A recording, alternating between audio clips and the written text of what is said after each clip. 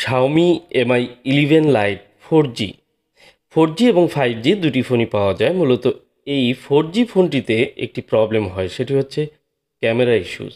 চলুন দেখি কী সমস্যাটি হয়। এই ফোনটিতে মূলত ক্যামেরা ওপেন করলে দেখা যায় ক্যামেরার যে অ্যাপসটি সেটি হ্যাং হয়ে যায়। আর ফ্রন্ট ক্যামেরা বা ব্যাক ক্যামেরা অনেক সময় কাজ করে না। দেখুন আল্ট্রা ওয়াইড ক্যামেরায় যাওয়া মাত্রই এটি হ্যাং হয়ে যায়। তো এই যে প্রবলেমটি, এই প্রবলেমটি মূলত প্রসেসর থেকে হয়। আর এটিতে 732G যে প্রসেসরটি সেটি ব্যবহার করা হয়েছে, 4G প্রসেসর। এবং কি 5G যে ফোনটি রয়েছে Mi 11 Lite, সেই ফোনটিতেও প্রসেসরের কিছু সমস্যা পাওয়া যায়। সেই ফোনটিতে দেখা যায় অনেক সময় ডেড হয়ে যায়। তো আমি ক্যামেরার ডাস্ট প্রুফ রাখার জন্য আমি মূলত কিছু স্টিকার লাগিয়ে নিলাম। তো সাধারণত একটি স্মার্টফোনের যে ক্যামেরাটি সেটি কিন্তু অনেক গুরুত্বপূর্ণ। যদিও আমার এখানে একেবারেই ধুলাবালি নেই এবং কি সুরক্ষিত একটি জায়গায় বসেই কিন্তু আমি কাজ করি। তারপরেও অনেক সময় কিছু, কিছু ক্যামেরা রয়েছে যেগুলোতে ময়লা বা ধুলাবালি যাওয়ার সম্ভাবনা থাকে, সেগুলো কিন্তু প্রোটেক্ট করে তারপরে কাজ করা উচিত। এটি হচ্ছে কোয়ালকম স্ন্যাপড্রাগন 732G প্রসেসর বা কোয়ালকম SM7150, 7150 AC, AB বিভিন্ন ধরনের প্রসেসর রয়েছে। তো এই প্রসেসরগুলোর কমন একটি সমস্যা ক্যামেরা, টাচ বা সাউন্ড ইস্যু। দেখুন এখানে পাশে একটি রেজিস্টর কিন্তু আমি মিসিং পেলাম বা ব্রোকেন হয়ে যাওয়া একটি রেজিস্টর পেলাম। তো আমি সেটি খুব যত্ন সহকারে পাশেই রেখে দিলাম। কারণ হচ্ছে এ ধরনের কাজ করতে গিয়ে, বিশেষ করে প্রসেসরের কাজ করতে গিয়ে যদি আপনার প্রসেসরের পাশে কোনো রেজিস্টর মিসিং হয়ে যায়, সেক্ষেত্রে কিন্তু আপনাকে খুবই বিষয়টিকে গুরুত্ব দিতে হবে এবং সেই রেজিস্টরটি ভ্যালুটি চেক করে নিতে পারেন। সেটি কত ওহমসের বা কত কিলো ওহমস যেটাই হোক, সেই ভ্যালুটি আপনি দেখে রাখবেন। আর যত দ্রুত সম্ভব রেজিস্টারটি লাগিয়ে নেওয়া উচিত। কারণ হচ্ছে আমরা অনেক সময় ভুলে যাই একটি প্রসেসর রিপেয়ারিং করে সম্পূর্ণ কমপ্লিট করার পর যদি সেই রেজিস্টরটি লাগানো না হয়, তাহলে কিন্তু সেই ফোনটিতে বিভিন্ন সমস্যা বা ডেড মোডে চলে যেতে পারে। তো আমি ভ্যালু পরিমাপ করে নিলাম, রেজিস্টর ঠিক রয়েছে কিনা সেটি দেখে নিলাম। আর ভেঙে যাওয়া রেজিস্টরের ক্ষেত্রে আমরা কিন্তু রেজিস্টরটি অনেক সময় উল্টিয়ে লাগালেই কিন্তু হয়ে যায়। সেখানে রেজিস্টরের যে কার্যক্রম সেটির কোনো সমস্যা হয় না। তো যাই হোক, আমি যেহেতু প্রসেসরটি রিমুভ করে নিয়েছি এবং কি পিসিবি বোর্ডটি আমি খুব সুন্দরভাবে ক্লিন করছি। আর পিসিবি খুব সুন্দরভাবে ক্লিন করতে হয়, সেখানে আশেপাশে যেন গ্লু না থাকে, কোনো ধরনের ড্যামেজ না হয়, কোনো প্রিন্টের প্রবলেম না হয় এবং লাইনগুলো বলগুলো যেন শর্ট না হয়। এই সকল বিষয় খেয়াল করে কিন্তু একটি প্রসেসরের কাজ করতে হয়।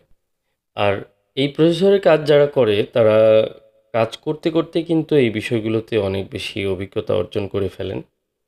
যারা রেগুলার এই কাজগুলো করেন তাতে কি সমস্যা তাদের সম্মুখীন হতে হয়, সেই সমস্যাগুলো কিন্তু শনাক্ত করে সেগুলো থেকে বেরিয়ে আসতে পারলেই কিন্তু কাজগুলো আরও সুন্দর হয়।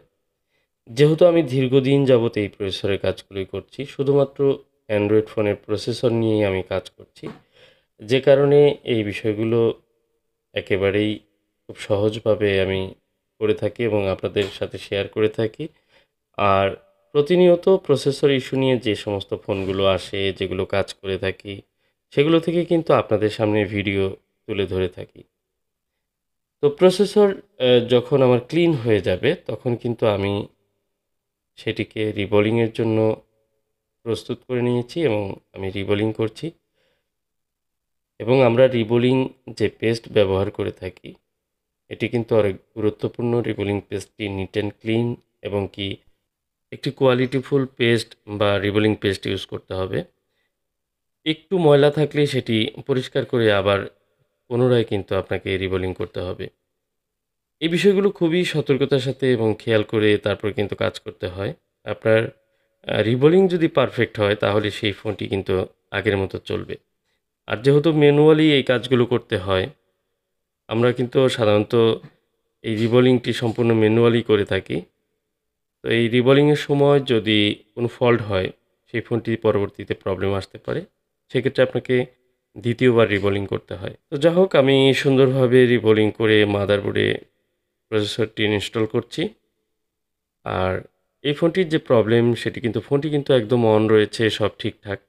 শুধুমাত্র ক্যামেরার প্রবলেমটি, ক্যামেরা কোনো সময় আল্ট্রা ওয়াইড আসে না, কোনো সময় ফ্রন্ট ক্যামেরা আসে না এবং ক্যামেরা অ্যাপসটি ওপেন করলে দেখা যায় অ্যাপসটি হ্যাং করে। এই যে প্রবলেমটি, এই প্রবলেমটি নিয়ে উনি এসেছেন, সরাসরি আমার শপে এসেছেন।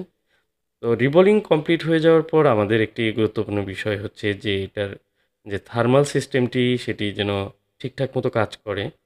কপারের পেপারটি আমি ঠিকঠাক মতো বসিয়ে লাগিয়ে নতুন করে লাগিয়ে দিলাম এবং থার্মাল পেস্ট ইউজ করব।